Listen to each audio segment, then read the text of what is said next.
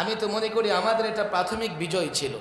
আমরা যেদিন ঘর থেকে রাষ্ট্র সর্বত্র রসুলুল্লাহর আদর্শ বাস্তবায়ন করতে পারবো, সেদিন আমাদের চূড়ান্ত বিজয় হবে।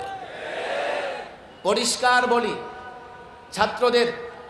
ছাত্রদের কাছে আবেদন রেখে বলে যাই, এবার যে সংগ্রাম আমরা করেছি, এবার যে আন্দোলন করেছি, এই আন্দোলন ছিল ফেসিবাদের বিরুদ্ধে, এই আন্দোলন ছিল বাংলাদেশের পক্ষে, এই আন্দোলন ছিল গণমানুষের পক্ষে, এই আন্দোলন ছিল গণমানুষের অধিকার আদায়ের জন্যে। আরেকটা আন্দোলন, আরেকটা সংগ্রাম হবে, যার নেতৃত্ব দেবে বাংলাদেশের তালেবান, যার নেতৃত্ব দেবে কওমি মাদ্রাসার ছাত্ররা, যার নেতৃত্ব দেবে আলেম ওলামাদেরকে যারা মহব্বত করে তারা। আমি পরিষ্কার বলি, আগামীর অভ্যুত্থান যা হবে, আগামীর গণ আন্দোলন যা হবে, সেই গণ আন্দোলনের পরে আমরা বাংলাদেশে পরিপূর্ণ ইসলামী হুকুমত দেখতে পারবো ইনশাআল্লাহ।